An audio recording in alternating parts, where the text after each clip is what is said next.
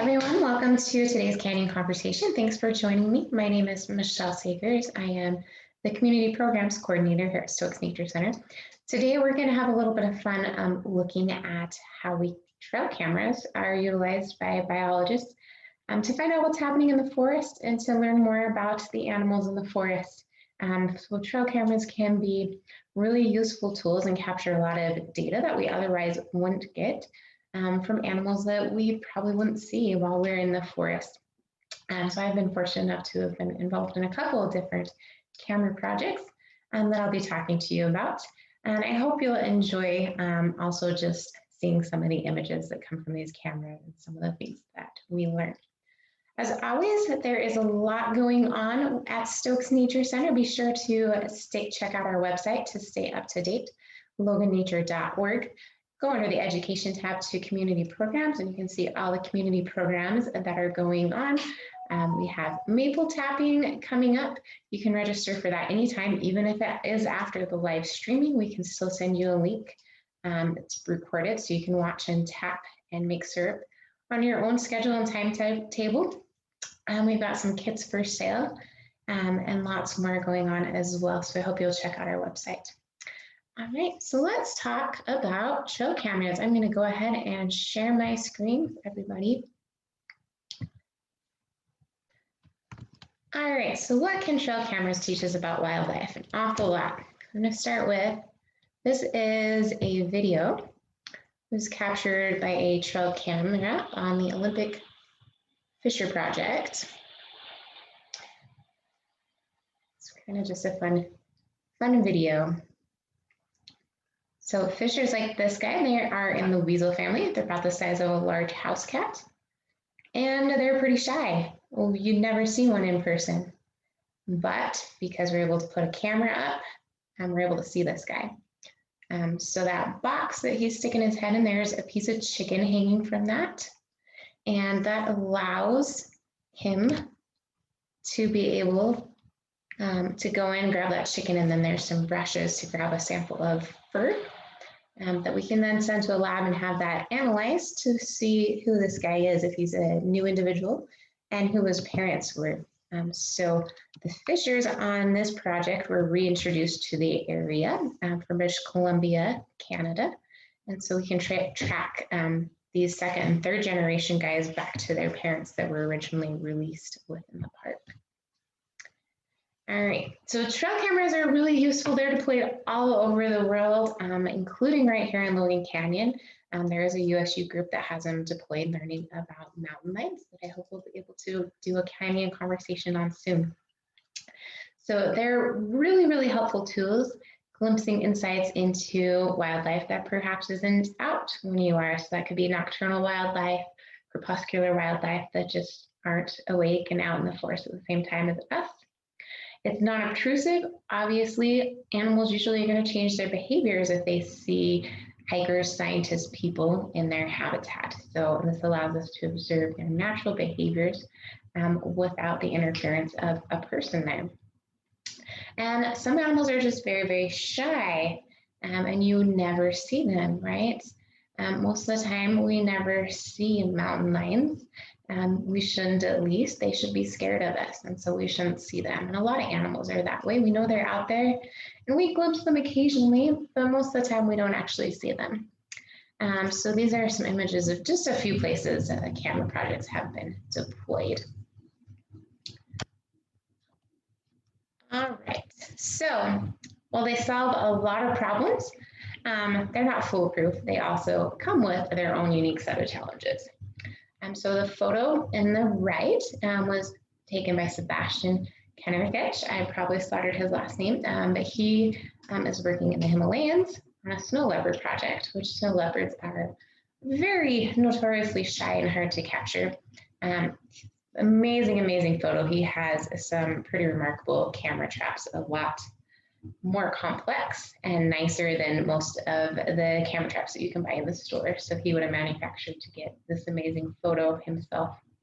But all camera traps experience this problem. The batteries run out and cables can be chewed through. The weather, especially if it's a wet climate that can get into your camera and cause problems. They can take a long time to set up, not just set up, but to actually get to the site where you want to set them up is very, very time consuming. A lot of times we're deploying these cameras in areas that are not near any roads or trails, and so it can take days sometimes to get to the location that we want to deploy these cameras at. And they take quite a while to set up, depending on the type of camera you're using. So to get a shot like this, it's about 4 hours worth of setup. But what an amazing photo, and they're able to learn so much more about snow leopards, a pretty elusive animal. So some other problems, major challenges are just the weather. How do you keep your camera lens from fogging up? How do you get to your site? Can you get to your site? So things like windstorms might block the road, just even driving if your camera is near a road or driving to get off the road. Wet, right? And just not so pleasant sometimes for the biologists and the techs that are out setting these up in rain, snow, or heat. And all of those, of course, can wreak havoc on batteries, camera lenses, all sorts of things. Sites can be challenging to access. So some of these animals that we're wanting to learn about, they're not going to be right next to the trail. They're not going to be right next to the road. And so we have to work pretty hard to get out to where we think the animals are. And sometimes you work really hard to get to these sites that look like prime habitat for whatever the target species of animal is that you're looking for, and you don't get anything. But these are just some pictures of a couple examples of cameras that I deployed that were challenging to get to. So finding ways across rivers when there's no bridges to be able to set up cameras. Working in a very, very dense forest and trying to find a path to get over to a place that's going to work to set your camera up. So that middle image, that was some vegetation. It was taller than me, very, very thick. We had to try and make a way about a half mile through that to be able to get over to this tree on the right, which was the only first tree that we could find that would actually work to set up our camera station. So just a lot of effort to get there, a lot of physical effort, and sometimes if this is in rain or sun, not so fun. Besides hacking through the vegetation, this one was a pretty steep climb up a fairly sheer cliff to get up here. So safety is definitely a consideration too for the scientists out trying to learn about our wildlife. How do they safely get to these really hard to access sites? And then of course, there's always challenges when you get your camera, your SD card out of your camera and back to the office and you're trying to analyze it. It can be really hard to see what it is. So it could be a little mice triggering it that takes a while to figure out what's triggering that camera. It may be just a blur like this image. We don't know what this animal was. Something triggered it. We consider that blur. Perhaps it's an interdimensional apparition. Other things can be maybe something's triggering it and you have thousands and thousands of photos of something you don't want. That could be as simple as some wind blowing some plants and triggering that motion sensor, or sunlight moving across and triggering it. Or sometimes it is just a little teeny animal like a mouse that triggers these, and you can get thousands and thousands of these photos that you have to wade through to see if you even get anything that you're looking for or anything cool at all. And that burns through your battery life pretty quickly when they're triggered so often. All right, so nuisance wildlife does the same thing. Nuisance wildlife are going to be like those mice, animals that trigger your camera, those false triggers. So some of those nuisance animals I've experienced would be possums, sometimes families of skunks come out at night and you'll just get hundreds of pictures of them roaming around. It could be birds, it could be vultures. Another project I worked on, it was the vultures, and it was really hard to get a photo of anything but vultures because they would just eat the battery life and drain your batteries down before any other animals had a chance to get to your camera. especially, I'll talk about that project a little bit more, but we were looking for a nocturnal animal, and we deployed cameras during the day when we could see. The vultures used up all that camera life oftentimes before night even fell. So as technology gets better, some of these challenges are getting solved, better battery life, things like that. But some of these projects are also on a tight budget, which can limit the type of camera you can get, your battery life, how good of photos you're going to get from cameras.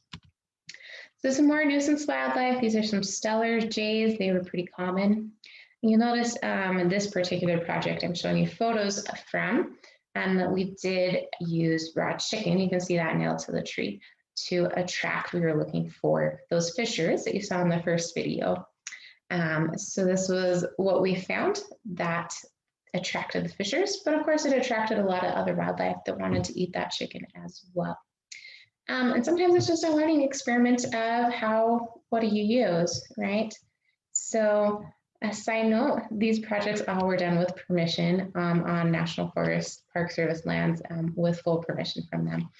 So don't go out tacking chicken on trees and mounting cameras. You can get in trouble for that. But this chicken, obviously, it gets heavy to carry, especially if you're backpacking out for 7 days trying to reach these sites. It can be smelly, and it attracts a lot of these nuisance wildlife that trigger your camera that maybe you're not looking for. All right, raccoon there on the right-hand side of your screen. Kind of fun, not what we're looking for though. And we had a lot of pictures of this little guy bumming around trying to get to that chicken.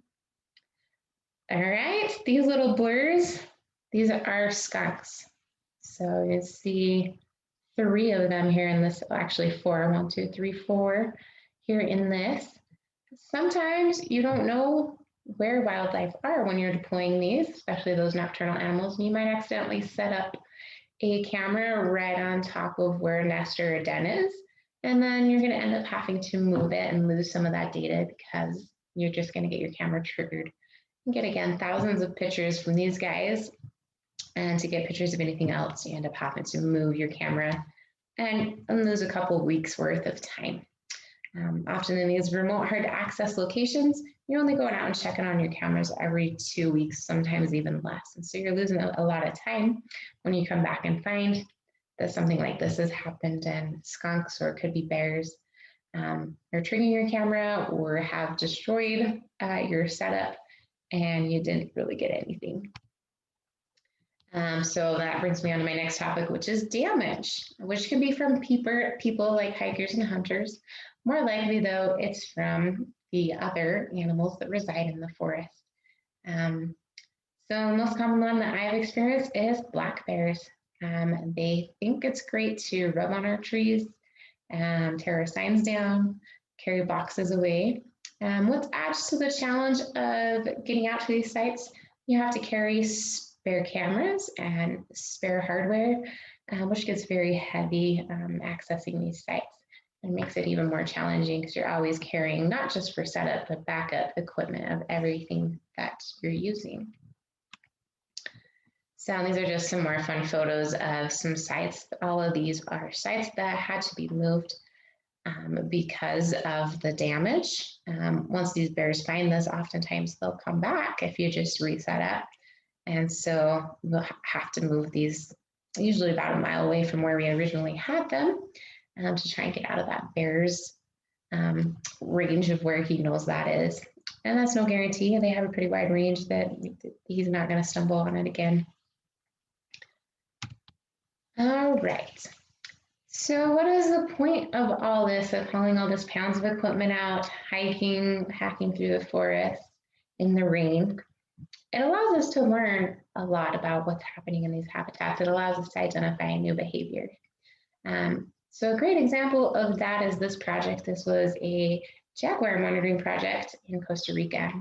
So we wanted to know more about the behavior of these jaguars that would predate on sea turtles. And this is a relatively new behavior. We think pressure from people has forced them to find some alternative food sources. And so during the turtle nesting season, they're able to prey on the green sea turtles. This is where I was telling you that we'd have problems with vultures. not chicken, but we trained our camera on these sea turtle carcasses in the hopes of catching the jaguars when they came back. And that's where also the vultures are sitting feasting and triggering our cameras and draining down those batteries. But we're able to identify these jaguar species also, which gives us an idea of the population in this area.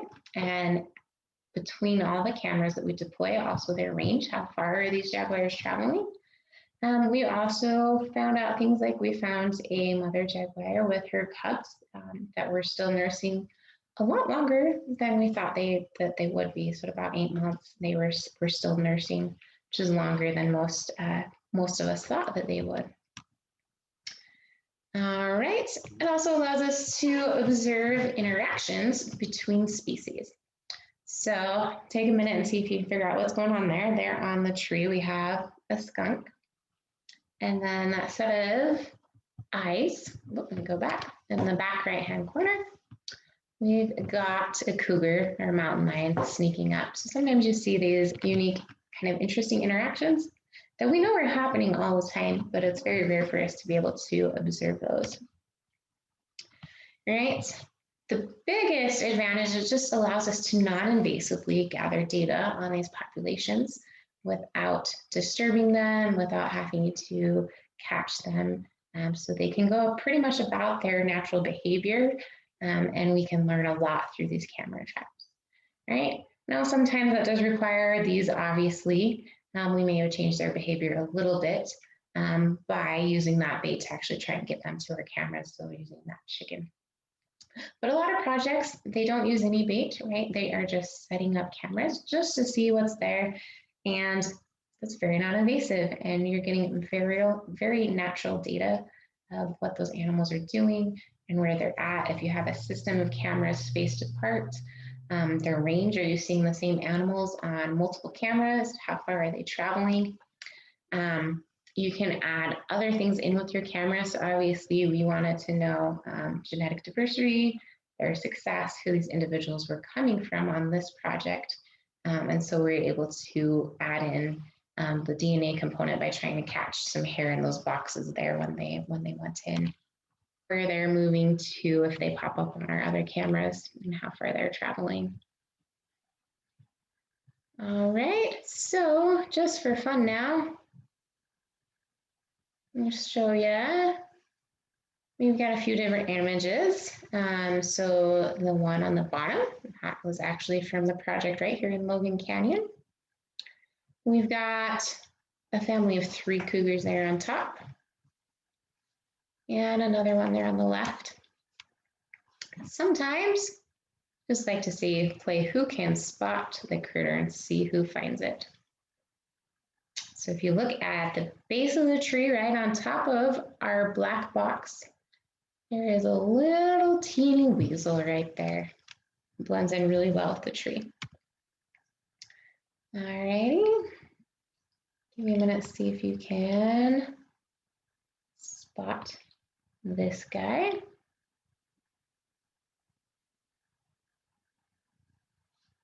And it's a little chipmunk right in the center, right above the T of the on my slide. Sometimes when you see the critter, they're really obvious, but you get so used to looking for those little teeny, really well camouflaged ones that something like this elk for a minute doesn't jump out at you. So this elk neck stretching in almost looks like a log or something. It can be sometimes hard to spot. And then this one, we've got a couple of owls. And this was a case where we probably had to move aside because we've got some bear cubs climbing and interfering with things. They are sure cute. A couple bobcats. Another one of our fisher sites. A whole family of bears. And this guy's reading our sign. I hope you guys enjoyed looking at some of the photos of some of the things that we can discover through employing technology like remote cameras to learn about the amazing life that lives sometimes right here in Logan Canyon as well as across the world. It's amazing the things that are happening while we're not there, and that we can actually see that through the use of our technology these days. So I will see you guys. We'll have another canyon conversation posted in a couple of weeks. We'll look for that on our YouTube channel. Be sure to check out all of our past canyon conversations as well. We've got some great ones from a lot of guest speakers, from topics ranging from avalanche safety to bats and lady tresses. So there's sure to be a canyon conversation on that playlist to catch your interest. So take time to go through and find a new topic to interest you and learn a little bit about. Thanks for joining us, everyone. Bye-bye.